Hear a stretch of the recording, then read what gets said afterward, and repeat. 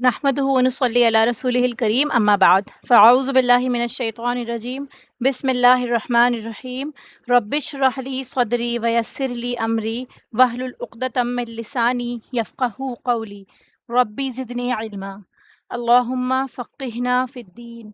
अल्लाहुम्मा इन्नी अस्अलुका इल्मन नाफ़िअ व रिज़्क़न तय्यिबा व अमलन मुतक़ब्बला अल्लाहुम्मा अन्फ़अना बिमा अल्लमतना वअल्लिमना मा यंफ़अुना वज़िदना इल्मा आमीन या रब्बल आलमीन। अस्सलामु अलैकुम व रहमतुल्लाहि व बरकातुहू। अल्लाह के फ़ज़ल व करम से आज हमारा पारा 7 स्टार्ट हुआ है। 6 पारे अल्हम्दुलिल्लाह मुकम्मल हो गए हैं और अल्लाह ताला से दुआ है कि हमें उसकी पूरी तरह से बेहतर तौर पर सही उसका फ़हम अता फ़रमाए और हमें अमल करने वाला बनाए। ठीक है, नेक्स्ट पारे का आगाज़ करेंगे इस नियत के साथ कि अल्लाह ताला हमें हमारा शरह सदर फ़रमाए और हमें बेहतरीन समझ अता फ़रमाए। ऐसा ना हो कि हम सिर्फ़ सुन रहे हों, सुन के उसको भूल जाएँ या उसको समझ ना पाएँ बेहतर तौर पे, या फिर हम गलत तावीलात करने लगें, या हम कुछ उसमें इंटरप्रिटेशन है या हमारी कुछ एडिशन है वो गलत चले जाए। इसलिए अल्लाह ताला हम लोगों को राइटली गाइड करे, हम लोगों को सही समझ अता फ़रमाए। ये सबसे ज़्यादा इम्पॉर्टेंट है, क्योंकि सुन लेते हैं, हम बोल लेते हैं जितना हमें इल्म है, लेकिन हमारा इल्म नाक़िस है, हम लोगों को कुछ भी नहीं मालूम है। और अल्लाह ताला जितना अता फ़रमाता है और जितना अल्लाह ताला ज़बान पे जारी फ़रमाता है वो आप लोगों के सामने आ जाता है। ठीक है, इसीलिए अल्लाह ताला से अपने लिए और हम सब के लिए दुआ करें कि अल्लाह ताला हमें बेहतरीन समझ अता फ़रमाए, वैसे ही हमें कुरान समझाए जिस तरह से वो चाहता है, जिस तरह से उसके नबी ने अपनी उम्मत को समझाया। ठीक है, इसीलिए हम हदीस के साथ में और कुरान को कुरान के साथ ही उसकी तफ़सीर करते हैं, यानी कुरान की तफ़सीर बेहतरीन तौर पर कुरान ही कर सकता है। इसीलिए जो आयत होती हैं उसके बीच में आप देखेंगे ना, हम बार-बार रेफ़रेंस देते हैं, दूसरे पारों में कहाँ पे ये वाक़या मेंशन है, वो बहुत ज़रूरी है। क्योंकि कभी भी एक आयत एक ही पारे के अंदर या एक ही जगह पे समझी नहीं जा सकती। उसका जोड़ समझना बहुत ज़्यादा ज़रूरी है कि वही क़िस्सा या वही आयत कुरान करीम में मुतअद्दिद मकामात पर और कहाँ आई है। ठीक है, इसको मसानी कहा जाता है। कुरान को समझने का एक बहुत इंपॉर्टेंट रूल है। तो इसीलिए हम उसको भी साथ-साथ लेके चलेंगे। सबसे पहले हम अपने रूट वर्ड्स देखते हैं पारा नंबर 7 से। व इज़ा समिअू, और जब वो सुनते हैं। ठीक है, अब ये देखिए यहाँ पे समिअू है, समिअू जो है ये माज़ी का सीगा है। ठीक है, ये पास्ट टेंस के लिए इस्तेमाल हो रहा है यहाँ पे, लेकिन इसका तर्जुमा करा जा रहा है वो सुनते हैं, यानी प्रेज़ेंट के बारे में, यानी जो अभी काम चल रहा है। तो इज़ा जो है जब भी किसी माज़ी के साथ में पास्ट टेंस के साथ में आता है, यानी पहले इज़ा आया उसके बाद फ़ेल माज़ी आ गया, तो वो फ़ेल माज़ी का तर्जुमा मुज़ारे में कर देता है। ये बात भी नोट कर लीजिए। ठीक है, वो मुज़ारे में यानी प्रेज़ेंट या फ्यूचर में उसका तर्जुमा तब्दील कर देता है। तो वइज़ा समिअू, और जब वो सुनते हैं, मा उनज़िला, जो नाज़िल किया गया, इलर रसूली, तरफ रसूल के। ठीक है, अब यहाँ पे देखिए बहुत सारे इसमें जो हमारे हुरूफ़े जर भी आ रहे होंगे, तो उन पे भी आप नज़र रखें, इसलिए क्योंकि कुरान को समझने के लिए अरबी समझनी ज़रूरी है, इसीलिए जो भी कुरान की क्लास में है वो अरबी की क्लास में ज़रूर शामिल हो। इलर रसूली, तरफ रसूल के, तरा, आप देखते हैं। ठीक है, रा हमज़ा या रूट है इसका, देखने के लिए इस्तेमाल होता है ये, जो हम अपनी आँखों से किसी चीज़ को देखते हैं। तो यहाँ पर आया है कि आप देखते हैं अयुनहुम, उनकी आँखों को। ठीक है, आइन जो है सिंगल के लिए, मुफ़रद आँख के लिए होता है, और अयुन जो है वो उसकी जमा हो गई। ठीक है, अयुनहुम, उनकी आँखों को, तफ़ीज़ु, बह पड़ती हैं। ठीक है, तफ़ीज़ु में जो है फ़ा, या और ज़्वाद इसका रूट है। ठीक है, फैज़ आपने फैज़ान भी सुना होगा, फैज़ान का लफ्ज़ भी इस्तेमाल होता है, तो उसका रूट भी यही है। ठीक है, तो तफ़ीज़ु मिनद्दम, यानी बह पड़ना, किसी चीज़ का निकल जाना, यानी बहुत कसीर मिक़दार में कोई चीज़ बहती है, बसहूलत जारी हो जाना किसी का, आसानी से, यानी किसी चीज़ का निकल जाना, बह जाना। तो इसीलिए इसके लिए भी और कसरत के लिए भी इस्तेमाल करते हैं, यानी कसरत से बहना। तो यहाँ मतलब है बताने का कि कसरत से आँसू बहते हैं उनकी आँखों से। ठीक है, क्या बहता है? मिनद्दमई, दमा आँसुओं के लिए इस्तेमाल होता है, आँसुओं से उनकी आँखें बह रही होती हैं। ये मुबालगा हो गया यहाँ पे, यानी आँसू बह रहे हैं, ठीक है, लेकिन आँखें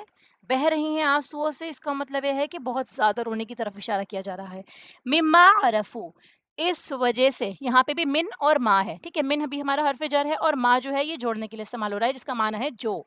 इस वजह से, जो अरफ़ू, ये भी फ़ेल माज़ी है, उन्होंने पहचान लिया, मिनल हक़्क़ि, हक़ को, यानी देखिए यहाँ पे इज़ा नहीं आया, इसलिए इसका माना हमने पास्ट में ही किया है। उन्होंने पहचान लिया, हक़ को जो उन्होंने पहचाना था, इस वजह से उनकी आँखों से आँसू जारी हो गए।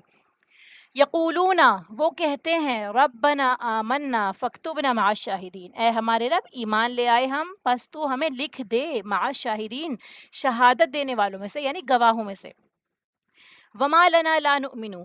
کیا ہے ہمیں، ٹھیک ہے، یہاں پہ جو یہ ماں ہے یہ سوال کے لیے آیا ہے۔ ماں بہت طریقے سے سوال ہوتا ہے، جیسے یہاں پہ جو ماں ہے وہ کسی چیز کو جوڑنے کے لیے آتا ہے، یعنی جو کا ترجمہ دیتا ہے، اور یہاں پہ جو ماں ہے وہ کیا کا مطلب بھی دیتا ہے، اور ماں جو ہوتا ہے وہ نفی کا معنی بھی دیتا ہے، یعنی نہیں کا معنی بھی دیتا ہے، ٹھیک ہے۔ تو اسی لیے ہم اس کو بھی ہائی لائٹ کرتے چلے کہ ماں کے کیا کیا معنی آ رہے ہیں، تاکہ جب ہم اس کو عربی میں پڑھیں انشاءاللہ تو ہمیں بہت حد تک سمجھ میں آ جائے گا۔ تو یہاں پہ کیا ہے، وما لنا، کیا ہے ہمیں یا ہمارے لیے، یہ لام بھی حرف جر میں سے ہے، ٹھیک ہے، لا نؤمنو باللہ، کہ نہ ہم ایمان لائے باللہ اللہ پر، یہاں پہ دیکھیے بازر بھی آ گیا، یہ بھی حرف جر ہے اللہ پر، وما جاءنا، اور دیکھیے اللہ کو اس نے زیر دے دی، ٹھیک ہے، باللہ اللہ پر، اللہ کے ساتھ، ٹھیک ہے، ہر طریقے کا ترجمہ اس کا ممکن ہے، کانٹیکسٹ کے حساب سے جو خوبصورت لفظ استعمال ہو رہا ہے، جیسے کہ ہم اللہ پر ایمان لائیں گے، تو اللہ کے ساتھ ایمان لائیں گے یا اللہ پر ایمان لائیں گے، بات دیکھیے آپ کو سمجھ میں آ گئی۔ تو بعض عربی کا معنی بھی ساتھ کے لیے ہی کیا جاتا ہے، لیکن اکارڈنگ ٹو کانٹیکسٹ ہم اس کا ترجمہ کرتے ہیں۔ وما جاءنا من الحق، اس پر جو آیا ہمارے پاس حق میں سے، من الحق یہ بھی جار مجرور ہو گیا، من جو ہے ہمارا یہ حرف جر ہی ہے، حق میں سے اس کا معنی ہوتا ہے سے، ونطمع، اور ہم طمع رکھتے ہیں، امید رکھتے ہیں، ٹھیک ہے، طمع کیا چیز ہوتی ہے، امید کے لیے استعمال ہوتا ہے، یعنی ہمیں امید ہے، وی آر ہوپ فل ان یدخلنا، کہ داخل کرے گا ہمیں ربنا ہمارا رب، مع ساتھ، القوم الصالحین ان لوگوں کی جو صالح ہیں، یعنی صالح لوگوں کے ساتھ ہم کو داخل کرے گا، فاصابہم اللہ، پس بدلے میں دیا انہیں، ٹھیک ہے، ثوابا، ثوب کپڑے کے لیے بھی استعمال ہوتا ہے، ٹھیک ہے، جسے میں نے بتایا تھا کپڑے کو دوہرا کرتے ہیں، اس کو لوٹاتے ہیں، جب ہم اس کو طے کرتے ہیں، فولڈ کرتے ہیں تو ایک ایج دوسرے ایج سے مل جاتا ہے، تو اس کا معنی وہاں سے بھی لیا گیا ہے کہ کسی چیز کو لوٹانا، پھیرنا یا اس کا بدلہ دینا، ٹھیک ہے، پس بدلے میں دیا انہیں اللہ تعالیٰ نے، بما، بوجہ اس کے جو، اور یہاں پہ دیکھیے جو بازر بھی ہے یہ سببیہ با ہے، یعنی یہ کسی چیز کی وجہ بتاتی ہے، ٹھیک ہے، حرف جر ہی ہے لیکن یہ بوجہ اس کے جو، قولو انہوں نے کہا، یعنی یہ ریزن بتایا جا رہا ہے کہ اللہ تعالیٰ نے انہیں بدلہ کیوں دیا، اس کی وجہ یہ ہے کہ انہوں نے کہا تھا، قالو جنات تجری من تحتها الانہار، یعنی جو انہوں نے کہا تھا، جو پیچھے ترجمہ گزرا ہے نا یہ کہ وہ ایمان لے آئے اللہ تعالیٰ پر، یہ انہوں نے کہا تھا، تو اللہ تعالیٰ نے کیا دیا اس کو بدلے میں، بدلے کا آنسر کیا آ رہا ہے آگے دیکھیے، جنات تجری من تحتها الانہار، باغات بہتی ہیں ان کے نیچے سے نہریں، نہرن کی جمع ہوتی ہے انہارن، ٹھیک ہے، اور یہاں ال لگنے کی وجہ سے ایک ہی پیش ہے یہاں پہ، تو الانہارو خالدین فیہا، ہمیشہ رہنے والے ہیں، ٹھیک ہے، یانون یہ بھی جمع کی علامت ہوگی، ہمیشہ رہنے والے، فیہا ان میں، یہ فی بھی حرف جر ہے، وذالک جزاء المحسنین، اور یہ بدلہ ہے المحسنین احسان کرنے والوں کا۔ اب آپ کے پاس قرآن کریم ہے اپنا پرسنل، یا جس بھی طرح سے آپ مارک کرنا چاہتے ہیں، آپ کوشش کریں کہ یہ ساری چیزیں جو ہم سیکھ رہے ہیں عربی کی ساتھ کے ساتھ مارک کرتے ہوئے چلیں، تاکہ ہمارا جو ہے اس میں ریپیٹیشن بھی ہوتا جائے، کیونکہ آدھے گھنٹے کی کلاس میں ہم کتنا ریپیٹ کر لیں گے، ہم قرآن کو اب ساتھ لے کے چلیں گے، جو ہم نے عربی سیکھ رہے ہیں وہ ہم یہاں پہ ورڈ ٹو ورڈ کے ساتھ انشاءاللہ کریں گے، ٹھیک ہے، وذالک جزاء المحسنین، اور یہ بدلہ ہے احسان کرنے والوں کا، محسنین کا یہ بدلہ ہے، ٹھیک ہے، یہ واو جو ہے یہاں پہ دیکھیے اور کا معنی دے رہا ہے، یہ واو قسمیہ نہیں ہے جیسے ہم نے حرف جر میں پڑھا تھا، کیونکہ وہ جو ہے وہ زیر دے گا، یہاں پہ دیکھیے ذالک آیا ہے، ذالک یہ بدلہ ہے۔ اب دیکھیے ذالکہ کا میننگ بھی جو ہوتا ہے ہم نے پڑھا ہے، حاذا کا مطلب یہ، ذالکہ کا مطلب وہ ہوتا ہے، لیکن وہ بدلہ ہے احسان کرنے والوں کا نہیں ہوگا، یہاں پہ یہ جو یہ استعمال ہوا ہے، تو یہ ذالکہ جو ہے قرآن کریم میں دیکھیں گے وہ کا معنی بھی دیتا ہے، کہیں کہیں یہ کا معنی بھی دیتا ہے، جیسے ذالک الکتاب لا ریب فیہ ہم نے اس میں بھی پڑھا تھا کہ یہ معنی دے رہا ہے، جیسے ہم کہتے ہیں نا کہ ہم نے کوئی کام کیا، اگر آپ صرف اپنے بارے میں بھی بات کر رہے ہوتے ہیں تب بھی آپ ہم کا لفظ بھی استعمال کر رہے ہوتے ہیں، تو وہ جو ہے بولنے کا ایک طریقہ ہو گیا، یا تعظیم کے لیے سمجھ لیجیے ایک طرح سے، اس طرح بھی استعمال ہوتا ہے، تو یہاں پہ بھی کیا ہے، یہ معنی کو خاص کر رہا ہے کہ دیکھیے یہ بدلہ ہے، جو یہ انہوں نے کہا ہے یہ بدلہ ہوگا احسان کرنے والوں کا، کہ جو اللہ تعالیٰ ان کو جنت میں داخل فرمائے گا۔ آگے دیکھیے والذین کفروا وکذبوا بآیاتنا، اور وہ جنہوں نے کفر کیا اور جھٹلایا ہماری آیات کو، اولئک اصحاب الجحیم، یہی لوگ جو ہیں وہ ساتھی ہیں جہیم کے، یعنی جہنم کے ساتھی ہیں۔ اس میں بھی کوئی روٹ ورڈ مشکل نہیں ہے، سارے الحمدللہ میں آتے ہیں۔ یا ایھا الذین آمنو، اے لوگو جو ایمان لائے ہو، لا تحرموا، نہ تم حرام کرو طیبات پاکیزہ چیزوں کو، ما احل اللہ جو حلال کی ہیں اللہ نے لکم تمہارے لیے، یہ لام بھی حرف جر ہے، ولا تعتدو اور نہ تم حد سے تجاوز کرو، ٹھیک ہے، عین دال واو روٹ ہے اس کا، حد سے تجاوز کرنا بڑھنا، ان اللہ لا يحب المعتدین، بے شک اللہ تعالیٰ محبت نہیں کرتا، پسند نہیں کرتا کس کو، المعتدین، حد سے بڑھنے والوں کو، حد سے تجاوز کرنے والوں کو، یہ بھی یا نون جو ہے ہماری جمع کی علامت ہو گئی، یعنی بہت سارے لوگوں کے بارے میں بات ہو رہی ہے جو حدوں کو کراس کر جاتے ہیں۔ وکلو کھاؤ، مما من پلس ما، مما اس میں سے جو رزقکم اللہ رزق دیا تمہیں اللہ اللہ تعالیٰ نے، حلالا طیبا حلال اور طیب پاکیزہ، واتقوا اللہ اس کے ساتھ کیا کرنا ہے، کھانے کے ساتھ ساتھ ہمیں ڈرنا بھی ہے اللہ سے، واتقوا اللہ ڈرو اللہ سے، الذی اللہ کون ہے، وہ ذات، انتم بہ مؤمنون تم جس پر ایمان رکھتے ہو۔ آیت نمبر 83، ٹھیک ہے، وَإِذَا سَمِعُوا مَا أُنزِلَ جیسا بھی ہم نے پڑھا، اور جب انہوں نے سنا، اور یہاں انہوں نے کس کے بارے میں بات ہو رہی ہے، کیا کانٹیکسٹ ہے، یہ ہمیں پچھلی آیات کے ساتھ ربط کر کے ہی پتہ چلے گا، یعنی اگر ہم نے پچھلی آیات پڑھی ہیں، اگر ہماری نظر میں وہ آیات ہیں تو ہم اس کا ترجمہ اچھے سے کر سکتے ہیں، ٹھیک ہے، یعنی حق پہچاننے کے اثر سے ان کے آنسو جاری ہو گئے، ان لوگوں کے اشارہ ہے نصارہ کی طرف، ٹھیک ہے، اگرچہ وہ مسلمان نہیں ہوئے تھے ابھی، لیکن جیسے ہم نے پچھلی آیات میں پڑھا تھا آخری آیت میں کہ وہ محبت کے اعتبار سے مسلمانوں سے زیادہ قریب ہیں بنسبت یہود اور مشرکین کے، کیونکہ وجہ بتائی تھی نا، ان میں نیک اور عابد لوگ ہیں جو تکبر نہیں کرتے، ٹھیک ہے، تو انہی میں سے بعض لوگوں کے سامنے جب قرآن کریم پیش کیا گیا تو اس کے اثر، اس کا جو اثر تھا، اس کے اثر سے ان کی آنکھوں سے آنسو بہہ پڑے، اور اس قرآن کا اثر ان کے دل پر ہوا، ٹھیک ہے، تو یہ اگر ہمیں آیت کا پس منظر پتا ہوگا تو ہم سمجھ پائیں گے کہ کس کے بارے میں بات ہو رہی ہے، تو پچھلی آیت کے ساتھ ربط کر کے بتایا جا رہا ہے کہ جب انہوں نے سنا ما انزلہ جو نازل کیا گیا ہے رسول اللہ صلی اللہ علیہ وسلم کی طرف، یعنی قرآن کو انہوں نے سنا، ٹھیک ہے، یعنی آپ صلی اللہ علیہ وسلم نے کوئی اپنی بات نہیں کری تھی جس کی وجہ سے ان کے آنسو بہ جاری ہو گئے، یہ بھی سمجھتے چلیے، ایک ایک لفظ کو سمجھتے چلیے، ما انزلہ جو نازل کیا گیا، یعنی کسی نے نازل کیا تھا، اور وہ کسی کون ہے، اللہ سبحانہ و تعالیٰ کی ذات، اور رسول اللہ صلی اللہ علیہ وسلم پر آیا، پھر آگے کیا فرمایا، ترى اعینہم تفیض من الدمع، یہ کہ تم دیکھتے ہو ان کی آنکھیں بہتی ہیں آنسوؤں سے، یعنی آنسوؤں سے چھلک رہی ہوتی ہیں، اس سے جو انہوں نے حق میں پہچانا، مما عرفوا من الحق، یعنی جو انہوں نے حق پہچان لیا، حق کو پہچاننے کی وجہ سے ان کی آنکھیں آنسوؤں سے چھلک اٹھیں، اس کے نتیجے میں کیا ہوا، وہ کہنے لگے اے ہمارے رب ہم ایمان لائے ہیں، یعنی انہوں نے حق جاننے کے بعد ہی تردد نہیں کیا، انتظار نہیں کیا کتنے لوگ ایمان لا رہے ہیں، ماحول کیسا ہے، کیا ہوگا کیا نہیں ہوگا، نہیں، جیسے ہی حق سامنے آیا، ایسے لوگ جو ہوتے ہیں جن کے دل صاف ہوتے ہیں، جو اللہ کی طرف راغب ہوتے ہیں، جو اللہ سے واقعی رہنمائی مانگ رہے ہوتے ہیں، اور اپنی زندگی میں، عام زندگی میں بھی وہ سیرت اور کردار کے اعتبار سے بہترین ہوتے ہیں، تو وہ حق کو جلدی قبول کر لیتے ہیں، وہ کہتے ہیں کہ ہم ایمان لے آئے اور لکھ لیں ہم کو گواہوں کے ساتھ، گواہ کون ہے، یہ جو گواہوں کے ساتھ لکھنے کا کے بارے میں بات ہو رہی ہے کہ فَاكْتُبْنَا مَعَ الشَّاهِدِينَ، تو یہ گواہ جو ہے وہ اللہ کے دین کی گواہی دینے والے ہیں، ہمیں ان لوگوں کے ساتھ لکھ لے کہ جو تیرے دین کی گواہی دیتے ہیں کہ تیرا دین سچا ہے، تیرے نبی سچے ہیں، مراد ہے مینلی صحابہ کرام کی طرف، اور اس کے بعد امت وسط کے لوگوں کی طرف جو بھی اس دین کو فالو کریں گے، ٹھیک ہے، تو یہاں پہ اس کی وجہ کیا تھی کہ مسلمانوں کے زیادہ قریب تھے یہ لوگ، کہ جب کچھ مخصوص لوگوں نے، جیسے کہ ہم نے پڑھا تھا، ہم جانتے ہیں تھوڑا بہت ہسٹری تو ہمیں آئیڈیا ہے کہ کچھ مخصوص لوگ جو تھے انہی کی گروپ میں سے جنہوں نے قرآن سنا تو وہ رو دیے، اسی کے بارے میں، ان کی اس صفت کے بارے میں، نرمی کے بارے میں، اور متعدد جگہوں پہ آپ دیکھیے سورہ آل عمران میں بھی مینشن ہے، آیت نمبر 199، وَإِنَّ مِنْ أَهْلِ الْكِتَابِ لَمَن يُؤْمِنُ بِاللَّهِ وَمَا أُنزِلَ إِلَيْكُمْ وَمَا أُنزِلَ إِلَيْهِمْ خَاشِعِينَ لِلَّهِ، اہل کتاب میں سے بعض ایسے ہیں جو اللہ پر ایمان رکھتے ہیں،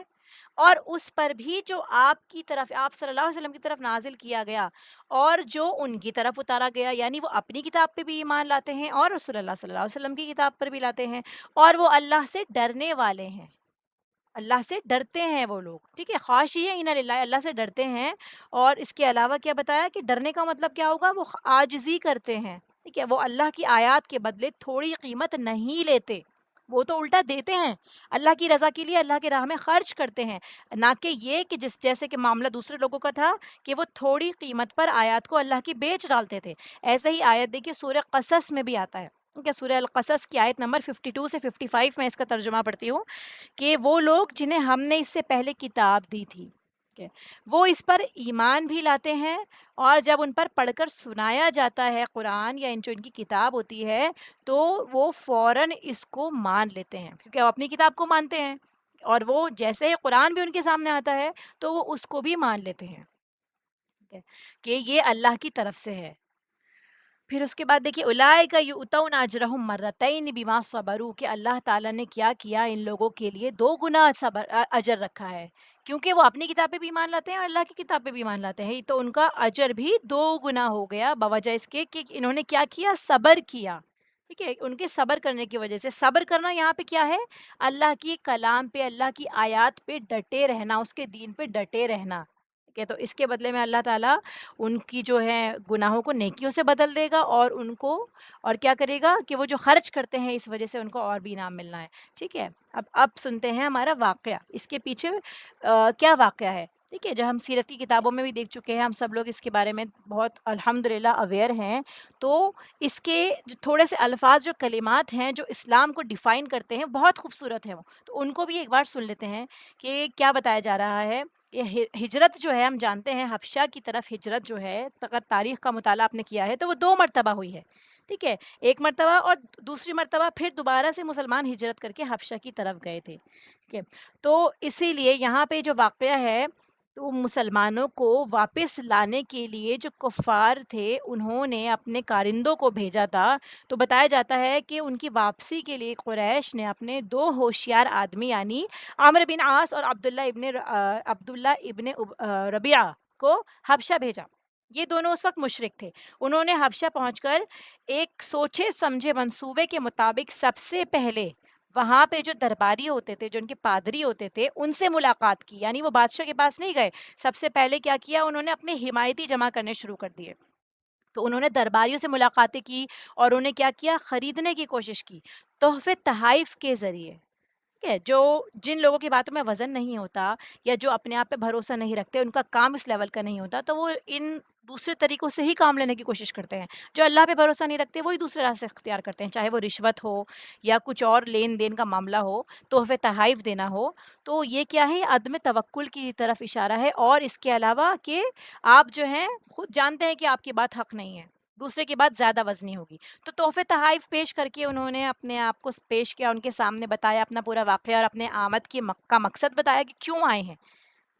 اب سب لوگوں نے جو درباری تھے انہوں نے حامی بھر لی کہ ہاں ٹھیک ہے، ہم آپ کا ساتھ دیں گے جو آپ کہیں گے۔ اس کے بعد جب وہ نجاشی کے پاس آتے ہیں اور اسے بھی تحفے تحائف پیش کرتے ہیں،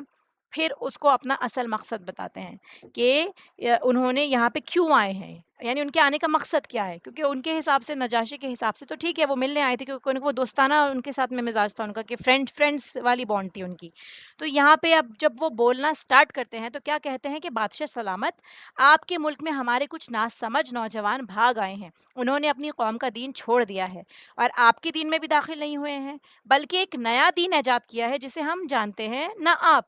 اسی لیے ہمیں آپ کی خدمت میں ان کی قوم کے اشراف یعنی ان کے والدین، ان کے چچا اور کنبے قبیلے کے لوگوں نے بھیجا ہے تاکہ آپ انہیں واپس بھیج دیں،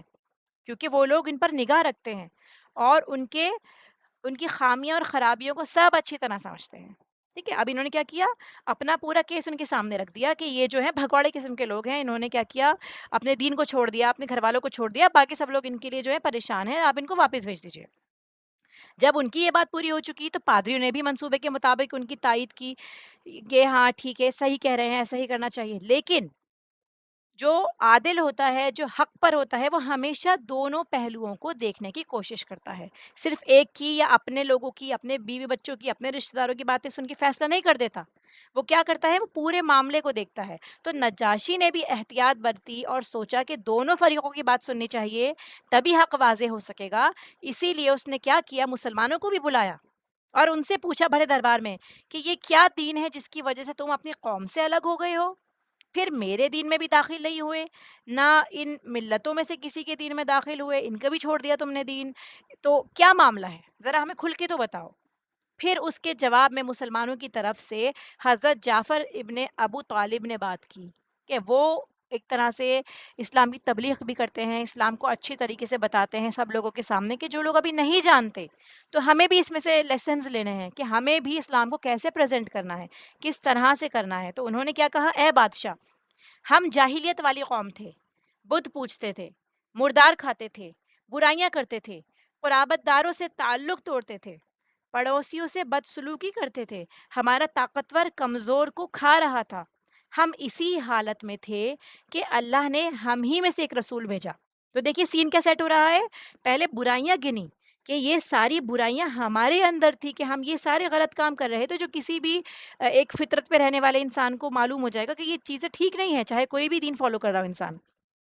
تو پھر اب آگے کیا ہوا، اب انہوں نے ایک پورا اسٹیج سیٹ کیا کہ ہم اسی حالت میں تھے کہ اللہ تعالیٰ نے ایک رسول بھیجا کہ ہم اس کی اعلیٰ نسبی، سچائی، امانت اور پاک دامنی کو جانتے تھے۔ اس نے ہمیں اللہ کی طرف بلایا کہ ہم اسے ایک مانیں اور اسی کی عبادت کریں، اور اس کے سوا جن پتھروں اور بتوں کو ہم اور ہمارے باپ دادا پوجتے تھے انہیں چھوڑ دیں۔ اب رسول اللہ صلی اللہ علیہ وسلم کے بارے میں بھی بتایا، دیکھیے کہ وہ اعلیٰ نسب کے تھے، سچائی ان کے اندر تھی، یعنی ایسا نہیں تھا کہ اس سے پہلے وہ جھوٹ بولتے ہوں یا مسخرے قسم کے انسان ہوں یا فرقہ واریت کرنا چاہتے ہوں، لوگوں میں لڑائیاں کروانا چاہتے ہوں۔ ایسا کچھ بھی نہیں تھا، کہ جو تبلیغ کرنے والا انسان ہوتا ہے، جو اللہ کے قریب بلانے والا انسان ہوتا ہے، اس کا اپنا کردار بھی بہت امپورٹنٹ ہوتا ہے، کہ اس کا معاملہ لوگوں کے ساتھ کیسا ہے، وہ کتنا سچا ہے، وہ کتنا پریکٹیکلی امپلیمنٹ کر رہا ہے ان چیزوں کو کہ جو اس نے کہی ہیں یا جو جن کی وہ تبلیغ کرتا ہے۔ ٹھیک ہے، تو یہ سیکنڈ پوائنٹ ہمیں سمجھ میں آیا۔ آگے دیکھیے کیا بتاتے ہیں رسول اللہ صلی اللہ علیہ وسلم کے بارے میں، کہ اس نے ہمیں سچ بولنے، امانت ادا کرنے، قرابت جوڑنے، پڑوسی سے اچھا سلوک کرنے، حرام کاری اور خون ریزی سے باز رہنے کا حکم دیا۔ کہیں پہ بھی نماز کا ذکر نہیں ہے، دیکھیے روزے کا ذکر نہیں ہے، کسی چیز کا قرآن پڑھنے کا ذکر نہیں ہے۔ کن چیزوں کا ذکر ہے؟ اچھی خصلتیں، اچھے اخلاق، سچ بولنا، امانت ادا کرنا، ٹھیک ہے، رشتے جوڑنا، اس کے علاوہ پڑوسی جس کے ساتھ آپ کا اٹھنا بیٹھنا رہتا ہے، اس کا آپ کے ساتھ معاملہ رہتا ہے، اس کے ساتھ اچھا سلوک کرنا، حرام کاری سے بچنا، ٹھیک ہے، اور خون ریزی سے باز رہنا، کیونکہ ہم سب جانتے ہیں کہ ان کا جو پورا ان کی ہسٹری ہے اس میں خون خرابہ، قتل و غارت بھرا پڑا ہے۔ پھر اس کے بعد آگے بے حیائی کے کاموں سے، جھوٹ بولنے سے، یتیم کا مال کھانے سے اور پاک دامن عورتوں پر جھوٹی تہمت لگانے سے منع کیا ہے۔ ٹھیک ہے، اب آگے دیکھیے، یہ ساری باتیں ہو گئی، گراؤنڈ سیٹ ہو گیا کہ یہ اچھی باتیں کرنے کو کہہ رہا ہے جس سے لوگوں کا فائدہ ہوگا۔ کوئی ایسی بات نہیں ہے اب تک کہ جس میں کوئی ایسی ڈیمانڈ ہو یا کوئی ایسی بات ہو جو غلط ہو، اخلاق کے خلاف ہو یا لوگوں کے اگینسٹ جا رہی ہو۔ پھر آگے اب وہ کہتے ہیں کہ اس نے ہمیں یہ بھی حکم دیا کہ ہم صرف ایک اللہ کی عبادت کریں، اس کے ساتھ کسی کو شریک نہ کریں، ٹھیک ہے، ایک اللہ کی۔ پھر اس نے ہمیں نماز، زکوٰۃ اور روزے کا حکم دیا۔ حضرت جعفر نے اسلام کے اور بہت سے احکام بھی گنوائے، پھر کہا کہ ہم نے اس پیغمبر کو سچا مانا، اس پر ایمان لائے، اس کی پیروی کری۔ ٹھیک ہے، یعنی کوئی ایسی بات ہمیں نظر ہی نہیں آئی کہ جو ہم اس کی بات نہ مانیں، وہ اپنے کردار میں بھی اچھا ہے، ساری باتیں اچھی کہہ رہا ہے، تو ایک اللہ کی طرف جو بلا رہا ہے وہ بھی حق ہوگا۔ ٹھیک ہے، کیونکہ یہ تو سینس میں بیٹھتی ہے بات کہ اگر آپ کا معبود ہی ایک ہے تو آپ اس کی پرستش کرو گے، عبادت کرو گے انڈیوائڈیڈ اٹینشن کے ساتھ، ادروائز آپ کیا کریں گے، کس کس کی بات مانیں گے؟ جیسے ایک غلام ہے، اس کی اگر بہت سارے آقا ہوں تو وہ کس کس اپنے آقا کی بات مانے گا، کس کس کا حکم پورا کرے گا، ایگزاسٹ ہو جائے گا وہ پوری طرح،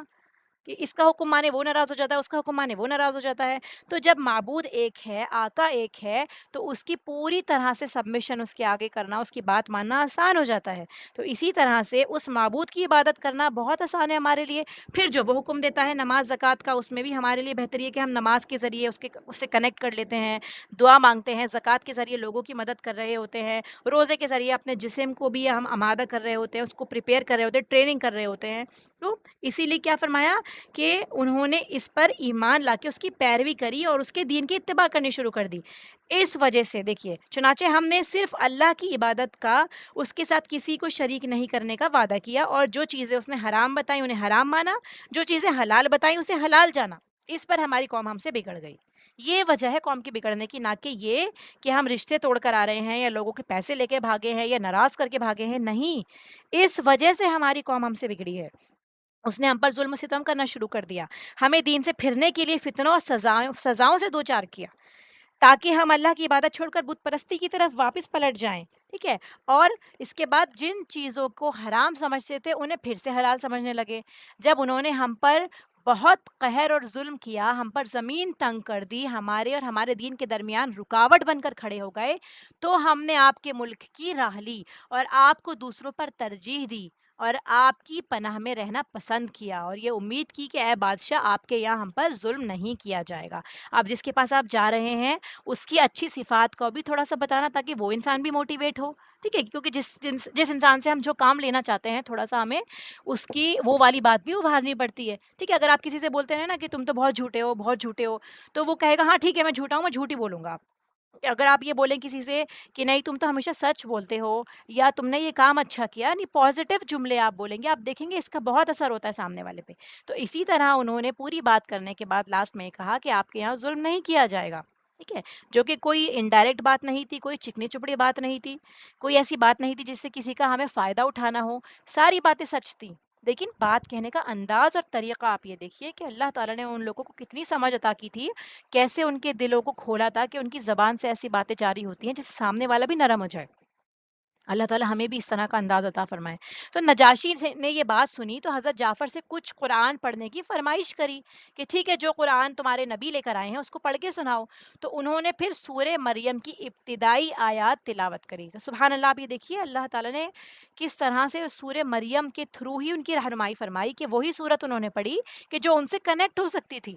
تو ہمیں بھی واقعات کے مطابق سچویشن کے اکارڈنگلی آیات کا ترجمہ کم سے کم پتہ ہو کہ ہاں قرآن میں یہ لکھا ہے، اس صورت میں لکھا ہے، اگر ہمیں عربی نہیں بھی آتی تو، تاکہ ضرورت پڑنے پر ہم اسے کوٹ کر سکیں، ٹھیک ہے؟ تو اس صورت کو، ان آیات کو سننے کی وجہ سے نجاشی اس قدر رویا کہ اس کی داڑھی تر ہو گئی، تمام پادری بھی اس قدر روئے کہ ان کے صحیفے تر ہو گئے۔ پھر نجاشی نے کہا کہ یہ کلام اور وہ کلام جو حضرت عیسیٰ علیہ السلام لے کر آئے تھے، دونوں ایک ہی شمع کے اجالے ہیں، یعنی لائٹ ایک ہی ہے،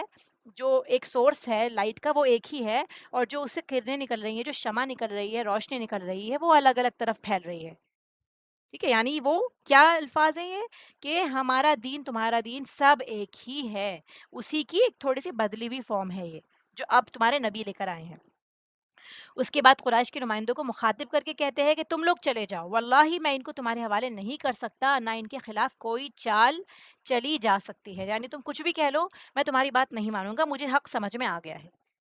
تو یہاں سے ہمیں اور کیا لیسنس ملے کہ جو لوگ سچائی پر ہوتے ہیں، سچائی کی تلاش میں ہوتے ہیں، جب سچائی ان کے سامنے آتی ہے، حق ان کے سامنے آتا ہے تو وہ اسے قبول کر لیتے ہیں۔ یہ نہیں کہ ہم دوسروں سے کہتے پھرے کہ اللہ تعالیٰ ہمیں ہدایت دے، ہم بھی قرآن پڑھیں گے، سمجھیں گے، ہم بھی اللہ کے دین کو سمجھیں گے، اور ہم کیا کرتے ہیں سارے غلط کاموں میں انوالوڈ ہیں، کہ ساری ایسی چیزوں میں جو ہمیں دین سے دور لے کے جا رہے ہیں۔ تو اسی لیے ہمیں خود بھی سچا ہونا، اچھے جو ٹریٹس ہیں ان کو اپنانے کی ضرورت ہے، تاکہ ہمارا بھی گراؤنڈ سیٹ ہو، اور جب اللہ تعالیٰ کا کلام ہم پہ پڑے تو وہ اس طرح ہو جیسے بارش گرتی ہے ایک زمین پر اور اس زمین کو نرم کر دیتی ہے اور اس سے پیداوار نکلتی ہے، خوبصورت پیداوار۔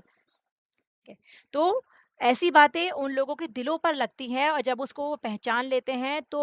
لازماً ان کی آنکھوں سے آنسو نکل آتے ہیں۔ آپ دیکھیں گے جب آپ دعا کر رہے ہوتے ہیں اللہ تعالیٰ سے، اور اللہ تعالیٰ سے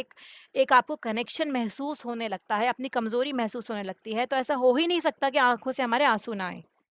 تو یہ کیا ہے؟ دل کے اندر ٹچ ہونے کی نشانی ہے کہ اللہ کا کلام سن کر ہم لوگ روتے ہیں تو ہمارے دل پر اس کا اثر ہو رہا ہے، یا اللہ سے دعا مانگتے ہوئے۔ اب دیکھیے رونا بھی دو طرح کا ہوتا ہے، یہ بھی آپ سمجھ لیں کہ کتنے طرح کے رونے ہوتے ہیں، دو طرح کے۔ ایک تو یہ ہے اس کلام کی سچائی کی وجہ سے تقوی، خشیت محسوس ہوتی ہے انسان کو، تو اس کا دل نرم ہو جاتا ہے۔ اور دوسرا یہ ہے کہ ہمیں کیا کرتے ہیں جب ہم کلام پڑھ رہے ہوتے ہیں اللہ تعالیٰ کا، تو ہمیں کوئی اپنی تکلیف یاد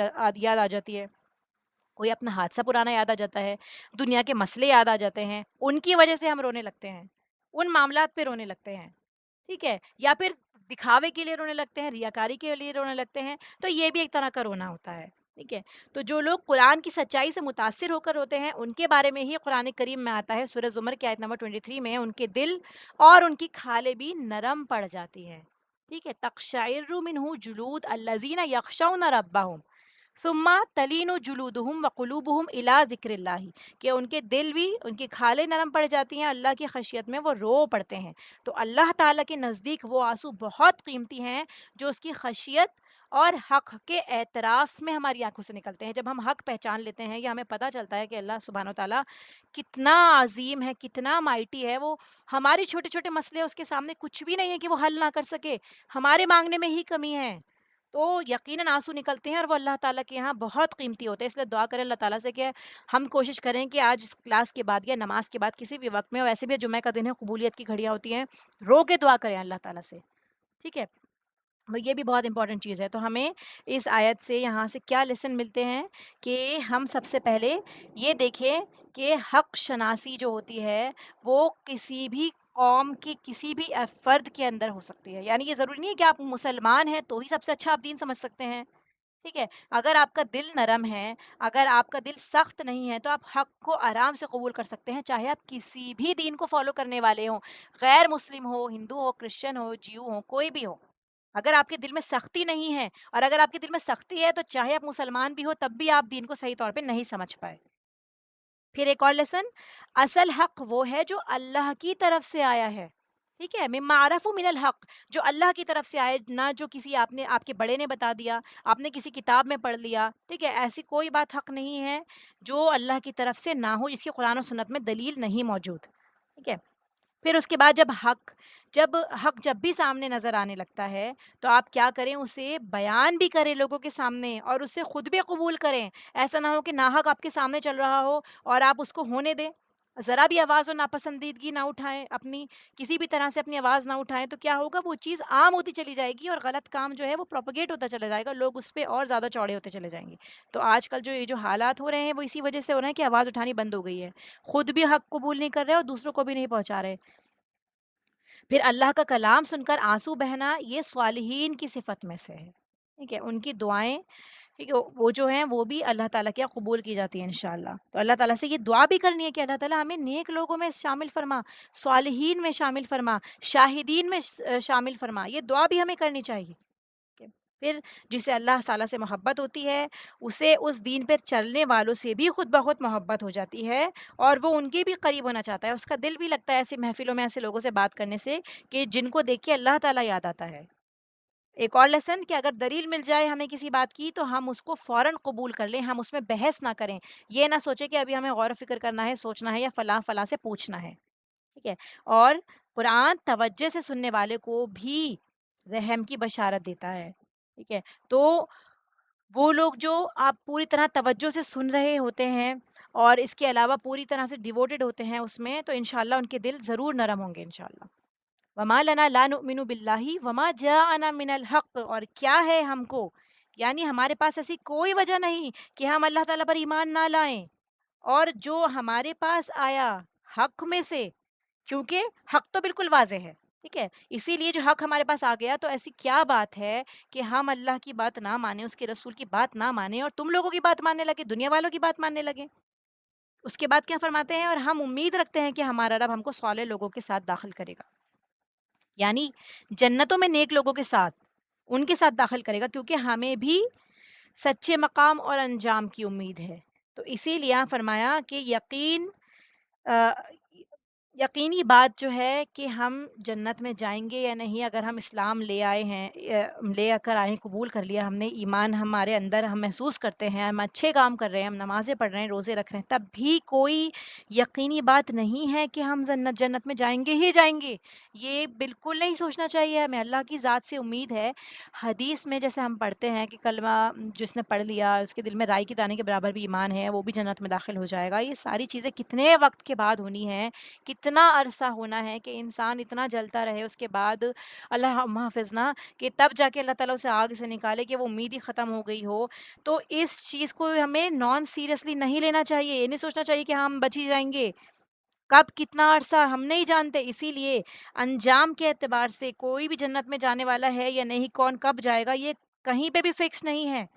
امید ضرور رکھ سکتے ہیں ہم، جیسے ہم نے یہاں دیکھا نا کہ ان کو امید ہے، وَنَطْمَعُ، کہ وہ طمع رکھتے ہیں کہ اللہ تعالیٰ ہم کو داخل کرے گا جنت میں، اسی لیے اللہ سے امید ضرور رکھنی ہے، لیکن حتمی فیصلہ اللہ کے ہاتھ میں ہے۔ ہے۔ اسی لیے ہمیں کیا کرنا چاہیے، حق سامنے آتے ہی اسے فوراً قبول کر لینا چاہیے۔ اپارچونیٹیز اگر ہمیں مل رہی ہیں تو وہ اللہ کی توفیق سے مل رہی ہیں، نیکی کا موقع مل رہا ہے تو اللہ کی توفیق سے ہے۔ یہ نہ سوچے کہ میں ہی کیوں کروں، ٹھیک ہے، سارے پیسے میں ہی کیوں خرچ کروں، ساری انرجی میں ہی کیوں لگاؤں، میں ابھی تھک گئی ہوں مجھے آرام چاہیے، یا میں ہی کیوں صبر کروں، یہ نہ سوچیں۔ اگر اللہ نے ہمیں توفیق دی ہے نیکی کی، صبر کی، یا خرچ کرنے کی، یا جسمانی طور پہ کسی کی بھی خدمت کرنے کی، تو یہ ہمارے لیے ہی ہے کہ ہمارا جنت کا راستہ آسان کر رہا ہے اللہ تعالیٰ۔ اسی لیے کبھی بھی یہ نہ سوچے کہ ہمارے ساتھ ہی کیوں آزمائش آ رہی ہیں۔ اگر اللہ تعالیٰ ہم سے محبت کرتا ہے، ہمارے لیول بڑھانا چاہتا ہے، ہمارے درجے ایلیویٹ بڑھانا چاہتا ہے، تو اس کے لیے کیا کرتا ہے اللہ تعالیٰ، چھوٹی چھوٹی آزمائشیں بھی دیتا ہے، کیونکہ اللہ تعالیٰ جس سے محبت رکھتا ہے وہ چاہتا ہے کہ وہ بھی جنت میں داخل ہوں، ٹھیک ہے۔ اسی لیے ہمیں بھی امید رکھنی چاہیے کہ اللہ تعالیٰ ہمیں جنت میں داخل کرے گا، اسی لیے یہ دعا بھی کری ہے، جیسے یہاں صالحین میں سے شامل ہونے کی دعا کی ہے نا انہوں نے، اسی طرح سے ہمیں بھی ربنا آتنا بھی سکھائی گئی ہے ہمیں فی الدنیا حسنہ، تو اسی طرح اس کے علاوہ بھی ہمیں اللہ تعالیٰ سے دعا کرنی چاہیے، جیسے قرآن کریم میں بہت جگہ پہ آپ دعائیں دیکھیں گے، جنت کی دعا کی ہے، ٹھیک ہے، پھر بہترین منزل کی دعا کی گئی ہے، بہت ساری دعائیں ہیں جو ربنا سے سٹارٹ ہوتی ہیں، وہ سب بھی ہمیں یاد کرنی چاہیے تاکہ ہم اپنی دعاؤں میں ان کو شامل کر سکیں۔ آگے آتا ہے کہ فَأَصَابَهُمُ اللَّهُ بِمَا قَالُوا، بدلہ دیا ان کو اللہ تعالیٰ نے، جزا دی ان کو اللہ تعالیٰ نے، بوجہ اس کے جو انہوں نے کہا، ان کے اس قول کی وجہ سے کہ اللہ نے انہیں کہ اللہ تعالیٰ کا وہ حق قبول کر رہے ہیں، اس کے بعد انہوں نے ایمان لے آئے اور انہوں نے کہا کہ ہمیں شاہدین میں داخل فرما، اس وجہ سے اللہ تعالیٰ نے ان کو ثواب دیا۔ کہ کیا ثواب دیا، بدلہ دیا ان کو، جو ان کو اللہ تعالیٰ نے جنات تجری من تحتها الانہار یہاں پہ لکھ دیا ہے کہ اللہ تعالیٰ ان کو اس کا بدلہ دیتا ہے یا دے گا۔ ایکچوئل حقیقت جیسے ابھی ہم نے پڑھا اللہ تعالیٰ کے ہاتھ میں ہے، ٹھیک ہے، لیکن کیا ہے کہ اگر ہم ایمان لے آتے ہیں، اپنی پچھلی زندگی پہ توبہ کر لیتے ہیں، تو ہمارے لیے بھی امید ہے کہ اللہ تعالیٰ ہم کو بھی ایسے جنات میں داخل کرے گا، جنتوں میں داخل کرے گا جس کے نیچے نہریں بہہ رہی ہیں، اور وہ ہمیشگی والی جنت ہوگی انشاءاللہ، خالدین فیہا ذالک جزاء المحسنین۔ آگے کنڈیشن آ گئی، دیکھیے کنڈیشن کہ یہ جزا ہے احسان کرنے والوں کی۔ تو ہم اگر یہ بولیں گے کہ ہم سے صبر نہیں ہوتا، یا سب ہمارے خلاف بات کر رہے ہوتے ہیں، یا کوئی بھی ایکسکیوز جو ہم دیں گے، تو پھر ہم محسنین میں نہیں آئے۔ محسنین، احسان کرنے والا وہ ہے جو حق سے زیادہ لوگوں کو دے رہا ہے، نہیں دے رہے لوگ تب بھی آپ کو دینا ہے، کوئی اچھا نہیں کرا تب بھی اچھا سلوک کرنا ہے، کہ یہ سب چیزیں کون کرتا ہے، کون احسان کرنے والا ہوتا ہے، جو حق سے بڑھ کر دیتا ہے۔ اور پھر یہ دیکھیے بعض باتیں اتنی قیمتی ہوتی ہیں کہ ان باتوں پر کہنے والے کو بھی اجر مل جاتا ہے، کہ جیسے کہ یہاں پہ دیکھا کہ انہوں نے ایک جملہ بولا، اس کے نتیجے میں ان کی بات اتنی قیمتی ہوئی، اللہ تعالیٰ کو اتنی پسند آئی کہ اس کے بدلے میں بھی اللہ تعالیٰ نے فرمایا کہ تمہیں اس کا اجر ملے گا، جنتیں ملیں گی، اور کئی جنتیں ہیں، ٹھیک ہے، جیسے سورہ رحمان میں بھی دیکھتے ہیں نا 4 جنتوں کا ذکر ہے، ٹھیک ہے، اور اس کے علاوہ متعدد مقامات پر جنتوں کے بارے میں آیا ہے، تو کتنی جنتیں اللہ عالم، اللہ تعالیٰ جانتا ہے، لیکن اللہ تعالیٰ کا وعدہ ہے کہ جنتیں ہوں گی جن کے نیچے نہریں بہہ رہی ہوں گی، جن میں وہ ہمیشہ ہمیشہ رہیں گے۔ یہ انسان کے سچا ہونے کی دلیل ہے کہ وہ نیک لوگوں کا ساتھ بھی مانگتا ہے، کیونکہ وہ خود بھی ویسا ہوتا ہے، کیونکہ جیسے ہماری کمپنی ہوتی ہے ویسے ہی ہم ہوتے ہیں، اسی لیے یہ نیک لوگ ہوتے ہیں جو ہمیشہ نیک لوگوں کا ساتھ مانگتے ہیں کہ اللہ تعالیٰ ہم کو نیک لوگوں کے ساتھ رکھنا۔ آپ دیکھیں گے سورہ یوسف میں بھی ایسے ہی آئے گا کہ وہ بھی اللہ سبحانہ تعالیٰ سے دعا کرتے ہیں کہ مجھے نیک لوگوں کے ساتھ فوت فرمانا، ٹھیک ہے، تو اسی لیے احسان کرنے والے عبادت میں بھی احسان کرتے ہیں اور بندوں کے ساتھ معاملہ کرنے میں بھی احسان کرتے ہیں، جیسے کہ حدیث جبرائیل آئی تھی، ٹھیک ہے، حدیث جبرائیل کا کیا مطلب ہے، یہاں پہ جو حدیث بہت فیمس ہے یہ کہ جبرائیل علیہ السلام نے آ کے سمجھایا تھا کہ اللہ کی عبادت ایسی کرنی چاہیے کہ جیسے تم اس کو دیکھ رہے ہو، یعنی آپ نماز پڑھ رہے ہیں یا کوئی نیکی کا کام کر رہے ہیں، قرآن کی تلاوت کر رہے ہیں، روزہ رکھ رہے ہیں، اس طرح آپ ایس کریں جیسے کہ آپ اللہ تعالیٰ کو دیکھ رہے ہیں، وہ آپ کے سامنے ہے، ٹھیک ہے، ایک سپریم پاور، بادشاہوں کا بادشاہ وہ آپ کے سامنے ہے، تو آپ کی اور میری کیا حالت ہونی چاہیے، اس طرح سے ہمیں عبادت کرنی ہے اپنی، ہر آن ہر لمحے ہر دن۔ اور اگر اگر اس طرح نہ ہو پائے، اگر ہم نہیں دیکھ پائیں کہ ہماری سمجھ اتنی نہیں ہے یا ہمارا خشوع اتنا نہیں ہوا کہ جیسے ہم اس کو دیکھ رہے ہیں، تو کم سے کم ہم یہ تو امیجن کر لیں کہ اللہ تو ہمیں دیکھ رہا ہے، یہ تو سوچے کہ وہ ہمیں دیکھ رہا ہے تو ہمارا عمل، ہماری نماز کیسی ہونی چاہیے ہے۔ تو اسی لیے اللہ تعالیٰ سے دعا ہے کہ اللہ تعالیٰ میں احسان کے درجے پہ جا کے نیکی کرنے کی توفیق عطا فرمائے انشاءاللہ۔ بندوں میں احسان کیا ہوتا ہے؟ بندوں کے ساتھ کس طرح کریں گے کہ جو بھی آپ نیکی کر رہے ہیں انسان کے ساتھ، اپنی خوشی سے جو آپ کریں گے، جو ان کے حق سے زیادہ آپ دینا چاہتے ہیں، وہ سب احسان کی کیٹیگری میں چلا جائے گا۔ قرآن کریم میں بھی آتا ہے اگر کوئی تمہیں تحفہ دے، جیسے تحیہ کا لفظ استعمال ہوا ہے، تو تحفہ کا معنی یا جب کوئی تمہیں سلام کرے تو اس سے بہتر جواب دو، یا کم از کم اتنا تو دو۔